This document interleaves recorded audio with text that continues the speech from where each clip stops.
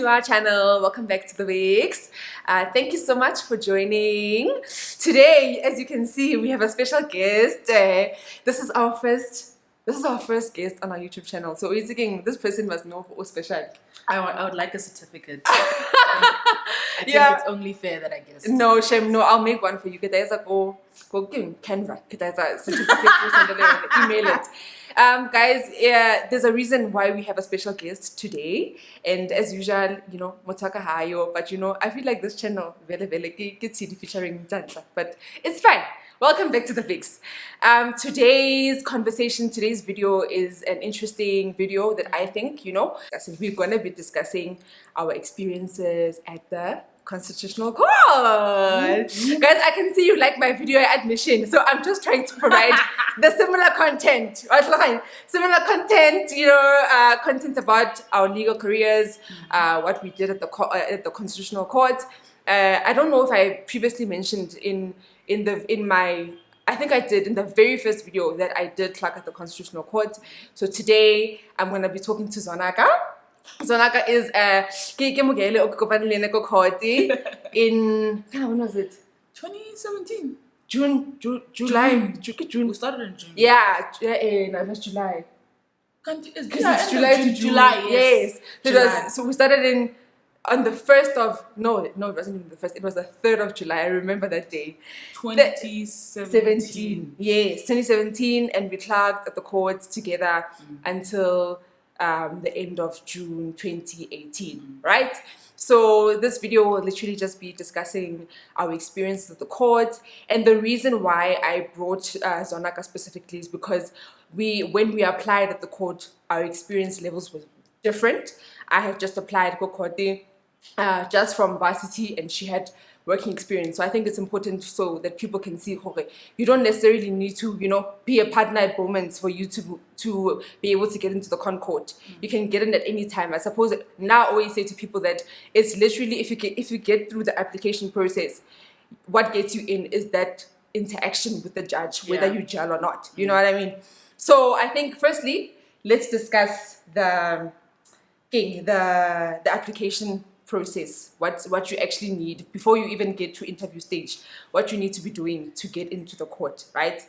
The first thing, obvious, CV. Yep. Right? CV. Very important. Yeah, very important. I don't know if there's a standard CV, but now my CV at the time, it was just, it was those varsity CVs that were 17 pages, listing all my subjects, all your achievements, all my achievements, captain of the netball squad, grade 7, all of them. That was me. All of them. I don't know if that was different for you because obviously you had worked, so maybe you had kind of a different CV, It was a little different because when you read the requirements as well, they want to see they want to see your academic ability, but they're also curious to find out what type of person you are and if you have leadership or social experience. Yeah. It's a very vague term. So I put in things like if I was a member of a club, if I was a member of debating, if I was a member of a church squad or a church club or any kind of extracurricular activities that I might have done in varsity that helped sort of give a more rounded view of who I was outside of my work. And then you also have to have your work experience, obviously. So what you did in undergrad. Zero. Zero. The only work experience that I had was tutoring at Viks. That was me. Which but to tutor at Viks, you need a pretty high grade average anyways. So that already tells you something. My ass never tutored nobody.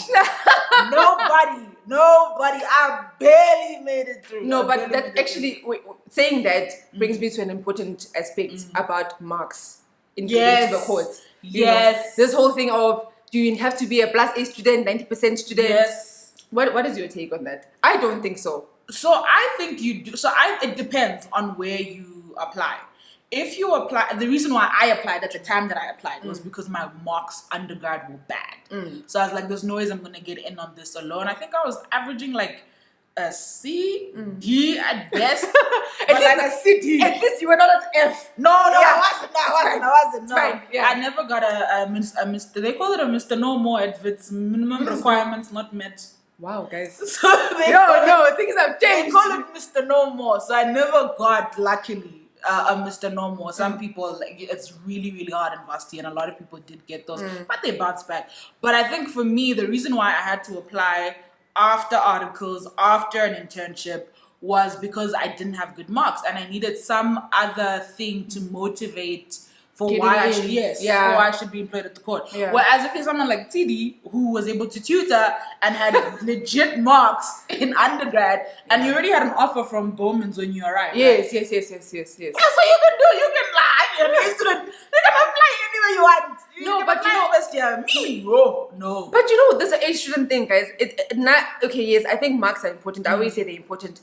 But I don't think that just because you are an A+ student, you're gonna get in. It doesn't work like that, Yes, your marks are good. They'll put you there. You know, you'll get noticed. Oh, okay. Dean's what at least. Cum laude. You get noticed, but it's not a guarantee. As maybe, for example, with, let's say, going to these big 5 firms where they want people that get high marks, and usually it's more of a guarantee if your marks are good. Yeah. But go court, not really. Not necessarily. Not really. Yeah. But I would, if you are somebody who did struggle academically, like I did, I really would recommend, if you're in varsity right now, to get as involved in extracurricular activities to supplement not necessarily your CV, but your all-roundedness as an individual, so that the court can see, okay, cool. Sabu C, Sabu D, but they were part of debating. Yeah, they were busy. Yes, they went to international debating shows. Some of the best clerks that I ever clocked, and some of the best lawyers I know currently were debaters.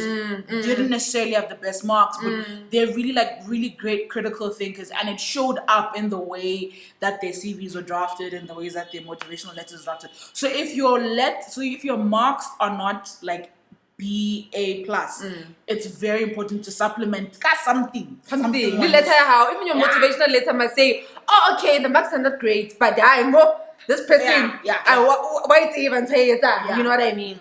And then the other requirement is the written piece of right. And I don't know, what did you submit when you did it? I submitted a chapter on my dissertation that I have yet to submit. Oh, that was 2017. Man, you don't even want to know when I registered, right? It's so bad. Nothing is cute. Nothing is cute. But I did a dissertation on corrective rape.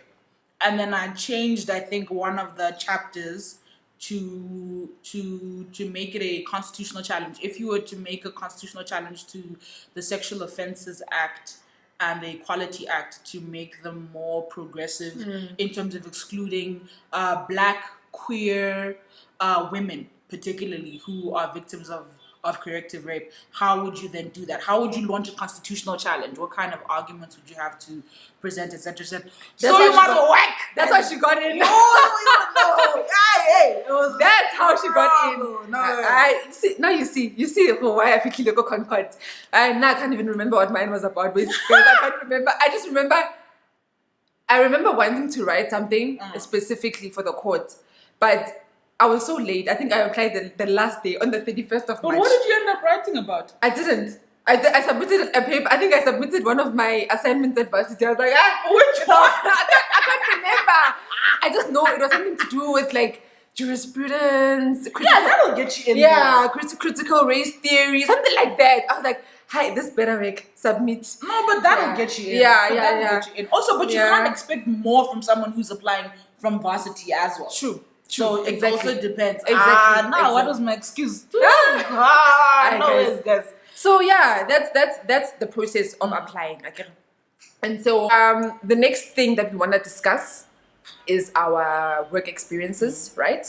As I previously said, I didn't have work experience. The only thing that I did, actually, you know what happened with me?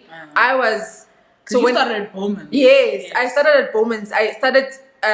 So what happened is that I applied my final year of varsity, and then when I got in the court, they said I must start in the June period, right?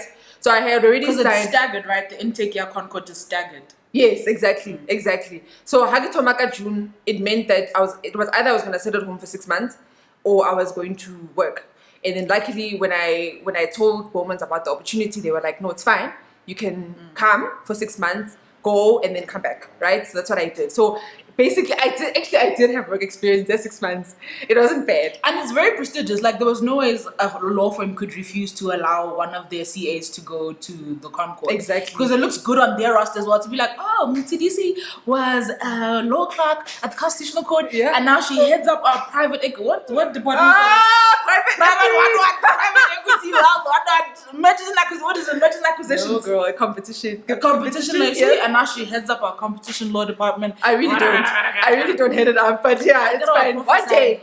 Yeah, exactly.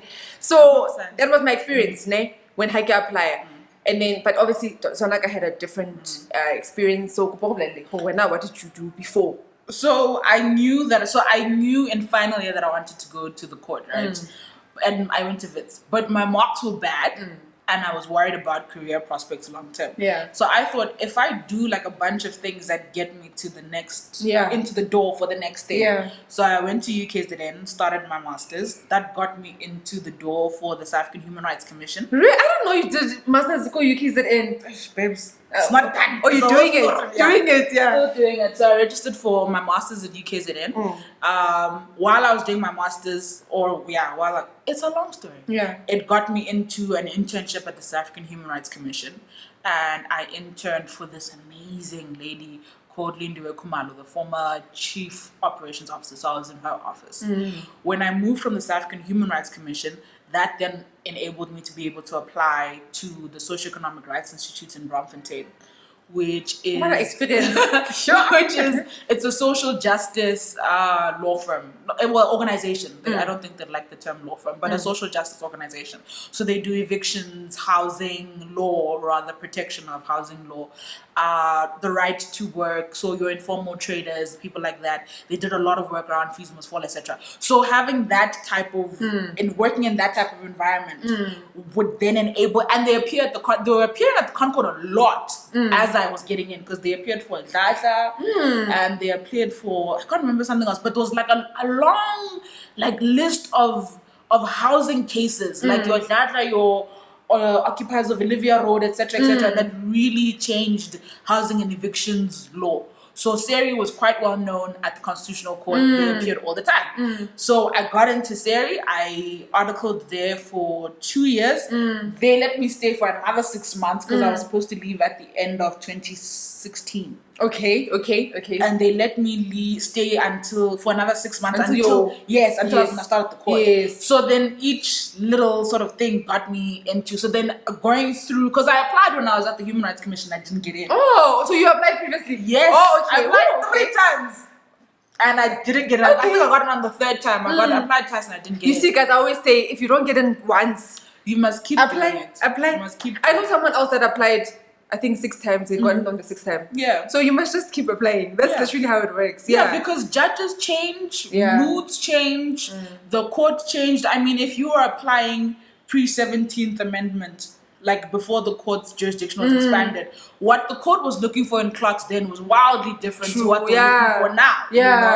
And the judges are very different, you know. Justice Dikgang Musaneke might have wanted something else. Justice O'Regan might want something else. Justice Zondo wants something vastly different. So as new judges I've actually never thought of it like that. I've never thought of it like that. So as new judges come onto the bench and as the court changes its mood and its, outlook on the law, the types of people that they want in the court also change. So don't quit. Yeah, that's don't true. quit. You must keep going. So that's how I got in eventually.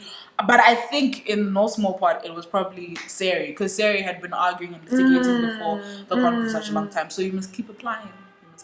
Don't give up. That's true. That's very true. Okay, guys, I think the next thing that we want to discuss is, I always get this question. After I left the court, it's always, do you think it's worthwhile? What kind of question is that? That's always why I'm just like, guys, you can't even be asking that kind of a question. Like, you really can't. Like, especially if you are not even a law student, but if you are interested in the law and I get, some people, they go to law school, but they actually don't want to be lawyers. Yeah. But if you're actually interested in the field, like I always say my court experience there will never be a better job. Anyway, I think people's experiences are different, but I literally believe that there will never ever be a better job. And I'm glad that at first I remember in the beginning I was I was very skeptical of going when I went because I did feel I got to the court. There were a lot of people that had experience. I was one of the junior people. I think it was Nicole and I. Yeah. And maybe a couple of other people. But the court is like a great equalizer. The skills you think Guys, are important. Guys, you know, so in the beginning I was like, there were directors at these places, you know, they've got experience. People who had gone to Oxford, your Cambridge, Guys, your New York. Well, now, so also, I want to masters. And you are there. That place is an equalizer. It really, really is. But I think as much as it's an equalizer, you learn so much. Not from just the job itself, but from your peers. You know, like you learn so much from even people that you were never going to cross paths with ever. You know, people from Oxford, from Harvard. Yeah. They even tell you, well, if you want to come to Oxford one day, call me up. I can say, but you know, that's I'm gonna meet for coffee when you're in Washington. Like, okay, you know. So I think the experience for literally the best experience of my life. I clerked for 2 amazing judges. Who did you clerk for again? You clerked for Nhlanhla and? No, not Nhlanhla. I was supposed to clerk for. I was appointed by Nkabinde. I was appointed by her, yes. And then when I got to the court, she was on long leave. My heart! She was on long leave and she was just about to retire. So... And Nkabinde was such a sweetheart. Like, just as a person, she was such a sweetheart. But at least I got to experience her, even though it wasn't fully as my judge. Yeah. Because I had to obviously get an acting judge who was Courtroom. Remember? Oh yes. Ooh. And he turned out to be amazing. Guys, I can't praise that man enough. Amazing. I can't praise that man enough. So I clerked for Courtroom and then the second round I clerked for the last 6 months. Yes, Goliath. Oh. Yes. So I had acting judges only. But it was great. Like for now it didn't change my experience at the court. It was really, really great. I loved it. Yeah. And I just grew so much. Even now I still have a relationship with my judges. So you know, it worked out. You know what I mean? I clocked. And it's weird because both of our experiences, when we arrived at the court, we thought the experience would be X and then it was Y. Yeah. Because you were supposed to get Nkabinde, but you got Kalopin. I was supposed to get Justice Zondo. And then about 2 weeks or like a month before I was supposed to start, the president announces that he's actually going to be Deputy Chief Justice. Yes, I remember. So that changed. Yeah. And I remember my friends be like, oh, Deputy Chief Justice. I'm like, please. Yeah. Shut up. Relax. Shut up. So I got there and I thought, oh, I'm just going to clerk for another judge. I'm going to clerk for one of the justices of the Constitutional Court. And then we got there and he was GCJ. And that does change your duties. Absolutely. Because he has a lot more administrative tasks. And it's like small random things like meeting counsel, putting up what do they call them? The name plaques. The name plaques for the judges. Yes. In the actual court, yes. And like, you know, all the other stuff that we probably can't tell you about. But like the small like little administrative tasks that would change and were very different. The chamber was run a little bit differently as well. Than I would have thought it was supposed to be run, or that I saw other chambers being run. No, definitely. Because he was DCJ. Definitely. Saw the Chief Justice a lot more. Look at you! I think that man, I saw him like 3 times in the court. I saw him. It's very awkward. All the time. I saw him all the time. Well, whenever he would come to DCJ's office. So we interacted with his chamber quite a lot. Yeah, of course. You know, we interacted with his chamber quite a lot. And when he was on leave, we would collaborate with his chamber a lot more as well. So I was expecting to clerk for a justice, which is already quite a bit, quite a lot. And then I get there and they're like, no, get DCJ. I was like, okay. But the work experience is amazing, and it's amazing. If it's not the research, it's the small administrative things that you don't think are important, but that teach you very important skills about being an attorney. And the one that's true, big takeaway I think is attention to detail. Guys, if you don't know how to look at a document until you find every single mistake, the court will teach you. The court will teach you. So that is so true. You learn how to pay attention to detail. If it's not fracking and tracking judgments, it was reading counsel's heads. It was reading applications. It was figuring out, if you don't know how to put two together. Comma. What I say about comma? Oxford, what? Comma. Oh, you can even see a space in the document for I'm spacing some. It's a little funky. Guys, Yeah. I remember that's the one thing when I went back to Bowman's, so during one of my performance reviews, one of the senior associates said, in terms of attention to detail, the best CA. Yeah. Because literally, honestly, you pick up the smallest things that other people would never pick up. Yeah. Like, and you edit the dumbest things as Yo, well. guys. I remember they used to tell us that we couldn't have what is it? A word that like a name. So I can't put like Mr. and then Vilagazi at the end. Like you must do what's that thing? Like a sticky. sticky. Yes, sticky. I stick in my life away. It's Control Shift space bar. Yeah. And you must sticky it. Guys, You needed to know the style guide.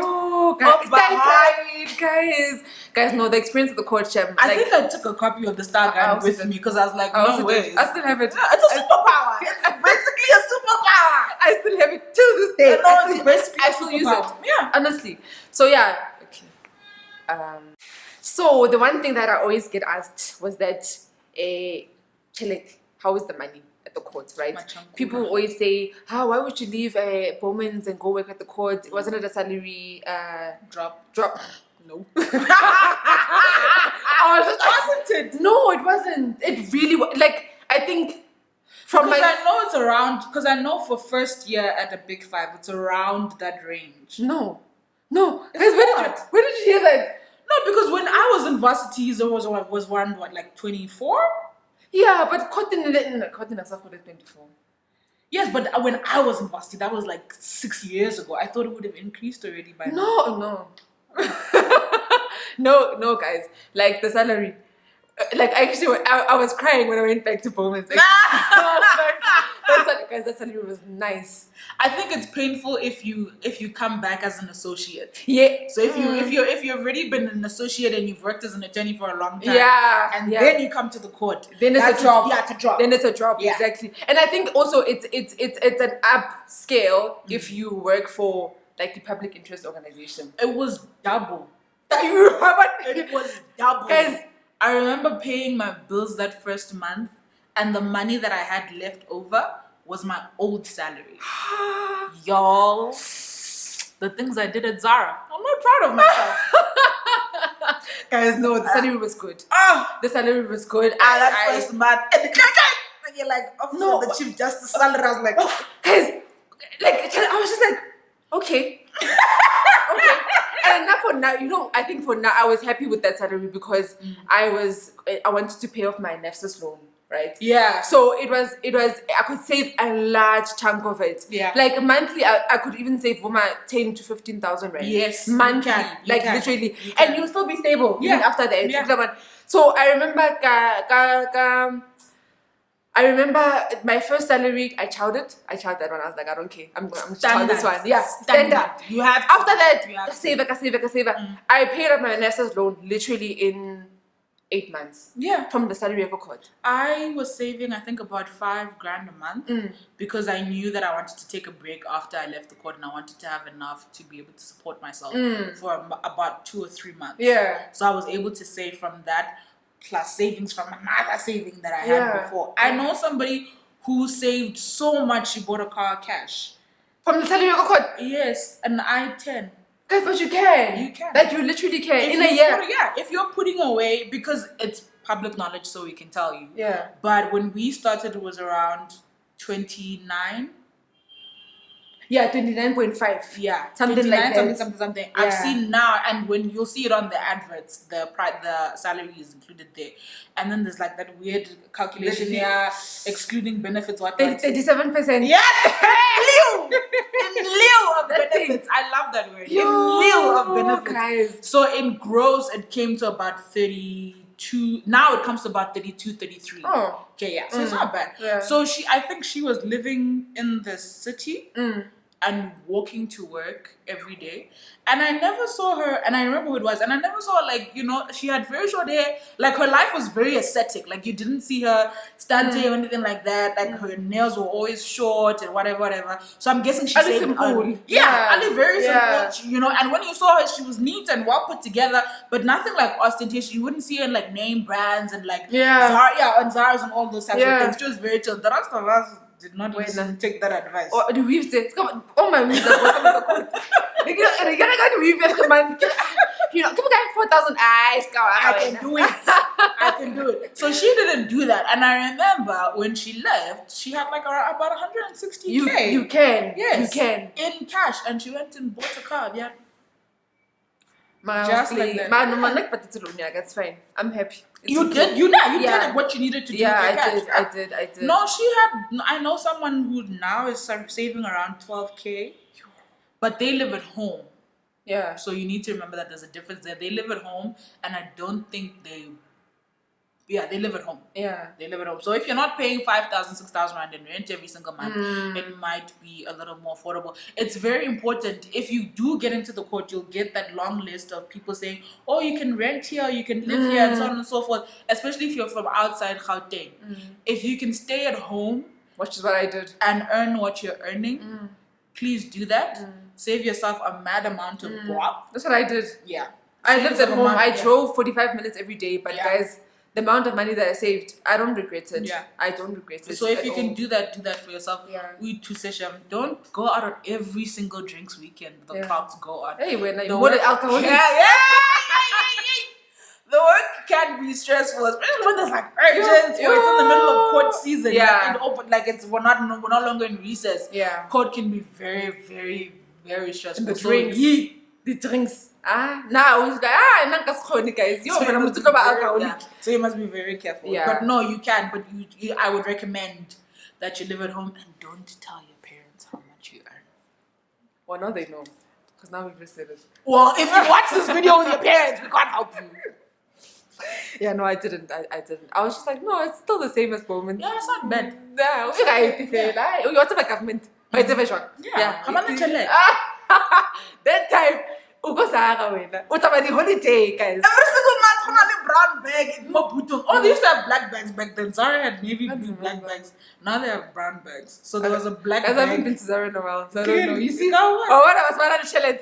You see, people that still have money. Some of us were back at Bowman, so it's. I don't know. So at least now to get associated, it's improving. Like salary, you know, but it also has benefits, doesn't it? Like what? At Bowman's. Like what? Don't you guys get benefits? Like what? Like what kind of benefits? Like medical aid? You pay for it? Oh, hell no. So you pay, it's not like Island. No. But anyway, guys, the last thing we want to discuss is experiences, not even experiences, but is it experiences? Yeah. So experiences after the court. Some people always ask, is it easier to find a job? I don't know. Because I told you now I went back to Bowman's. So I didn't have to do applying. But from the people that I know that left, like Nicole, Refilwe, they found jobs. They didn't struggle. Because I mean, guys, we can talk about everything else, but this opportunity actually looks very good on your CV. Yeah, like it really, really does. Like it boosts your CV. So for Wena, how did you find the experience after you left? So I got a job. I took 2 months off, and before the 2 months were finished, I was working again. So I wasn't even able to just chill for those 2 months. But I think about mid-August. Oh, okay. Already, yeah. Because we left in June, so I was like, oh, I'm gonna take off July. I'm gonna take off August. By August already, I was working. I was in another job. And then but do you think that in the interview process of in that other job, when you were being interviewed, do you think that your court experience or your court, the fact that it was on your CV, it helped you? It definitely helps. But it's not just looking at the court experience. It's not just it being on your CV. You learn how to present yourself differently because of the work that you've done. There's no way you're going to spend. I think one of the last cases we did when I was at the court, we worked, I think, at Christmas the year before, 2017. EFF. We worked on EFF 2, I think, from the whole year until when it started. I think we worked until December the 21st. Yes, I remember that. Thereabout. Yeah, I remember that. Just before Christmas, I remember. Yes, I went home to Venda for about a couple of days. I remember we had a braai on Christmas. On the 26th, I woke my dad up. I was like, Chief, you need to drive me back to Joburg. Yeah, I remember. Yeah, and then we worked on it the 27th, the 28th, the 29th, the case was handed down. There's no ways you're going to put yourself through that much stress, through that much toil, through that much effort. And then when you get to an interview, you're like, oh no, I just have a little bit of experience. No, hell no. No, you are going to sell yourself and you're going to be true. very confident in your abilities because you've done the work and you've done... That's true. Yeah, you've done what people do in 2 or 3 years in 1 year. Yeah. And at very condensed, high pressurized moments where it's very easy to slip. And the pressure doesn't just come from the work, it also comes from your colleagues. If you are a snappy person, if you have a short temper, if you can't handle your moods, you're not going to survive long at the court. If you have passive aggression issues, if you have condescension, you'll be top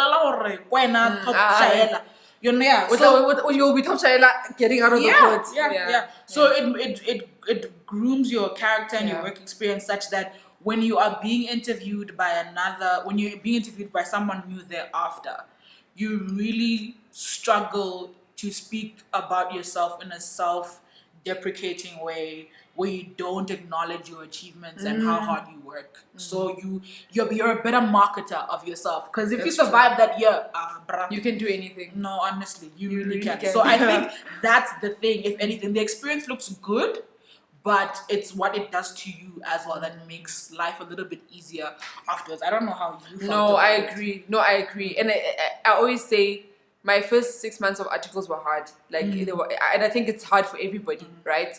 But they were very difficult, and I remember not even sure if I wanted to actually go back afterwards. Yeah. But when I went back, like you couldn't tell me, get stupid. Yeah. I'm just like, yes. I get stupid, and I'm just like, and you dealt with a lot of passive aggression. A lot. You dealt with a lot of passive So you couldn't tell me, damn. I'm just like, let me. Yeah. You couldn't talk down to her. You couldn't diss her. You couldn't be like, oh, you need to. You'd be like, no, sorry. No. And you can't out time manage a Concord clerk. You can't. You learn how to manage time when you're there. You can't. And deadlines. You can't be like, no, guys. Every week you quite have any excuse. Yeah. No. You can't out time manage a Concord clerk. That's true. I've never thought of it like that. Yeah, that's true. You can't out time manage because you're like, no. The fake is needed on Tuesday. Yeah. Check for 3 cases needed on Wednesday. We have a hearing on Thursday. I must give my judge a post hearing note on Friday. Yeah. And then you no ways. Yeah. So now that's the one thing that it really taught me. I think I wouldn't have survived my articles had it not been for that. I probably would have, but I think I would have survived them in a different way. Which is so interesting because court was so stressful. Yeah. It was. Your court was, guys. There was a time I was just like, no, this job is not the one. But when you leave around the 9-month mark, 9 months, you were like, I kish up. But now you realize. By third term, you're like, yeah, no. In hindsight, you realize actually, you grew as an individual. You grew. Like everything that you experienced at the court, Nashem, it assisted me in moving forward with my career. You know what I mean? And I value that. It's like, yes, I can make mistakes, sharp. And I would acknowledge that, but my opinion matters. Yeah, and the imposter syndrome, it will wash it out of you.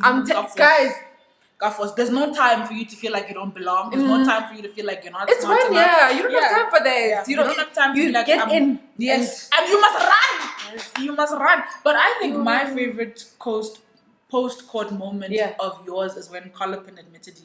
I know you dealt with it in your admission video, but that was my favorite. I was like, that is such a full circle moment to have your judge admit you. And I didn't even have to ask him. Like, it was a conversation in just like passing. Oh, I'm getting admitted. He was like, why are you telling me? Why are you passing it like that? He's like, when is it? Give me the date. You know what I mean? And it's so beautiful. It's so beautiful. One of the other fun things that I've seen happen for people who leave the court is if you go to the bar and you become an advocate, when you come back to the court, I think at the end of your argument, the bench will ask you, can Miss Malete or Miss Netshifulani, Mrs. Villagas. I'm still Malete. Let's leave it. Can Miss Malete or Miss Netshifulani please stand up? I understand she was a former Clark, we're so happy to see you here. Yeah. We wish you all of the best in your endeavors and we're proud of you. You're just like, and that's such a special moment. it guys. really Yo, is. And it like- always happens on your first appearance. So Yeah. you're out there like stressed and panicking. Yeah. And you should be, because they can, those guys can be a lot here. I know they can be a lot. The questions they throw at you and so on. I've seen them reduce grown men to trembling, you know. So when you are there terrified and at the end of your argument they say, oh, I see we have one of our previous babies there. Ugh, it's beautiful. You know, so it really that's also very cool post-court moments. So if you ever go back, if you're at the bar, you must go argue at the concourt. It's a motto. or is it that thing? But another nice experience is the fact that Tunaditi scholarship opportunities as well. You know, like, but I think every year they provide scholarships to 2 people. I'm not sure. It's 2. Yeah, to study overseas. So that's really nice. But I know they have a relationship with 2 universities. I'm not sure which ones. But I know if you want to go to a different university, that's also fine. You just They will give you they will provide the funding. Exactly. Which is also where that saving thing, your salary comes in as well. If you're able to save enough during your salary, you can supplement the grant that you get to go to another university, because those schools are very expensive. So if you want to go to, you can go to Harvard, you can go to NYU, you can go to UPenn. You do get those opportunities, and if you save, probably like Tshidi was saying, then you'll be able to supplement whatever they give you, because it's not a full grant. It doesn't cover everything. Yeah. But the US is expensive, but you'll be able to patch it up. Definitely. Anyway, guys, this brings us to the end of our conversation. This is so much fun! Thank you so much for joining. Thank you for having me. I really hope that you guys really enjoyed this conversation. We wanted it just to be, very free. But if you have any questions, guys, please, I will put Zwonaka's details on Instagram, Facebook. You have Twitter. Yes. Twitter, I'll put them there. If you have any questions for her, you can just, DM me. But thank you guys for watching. Remember to subscribe.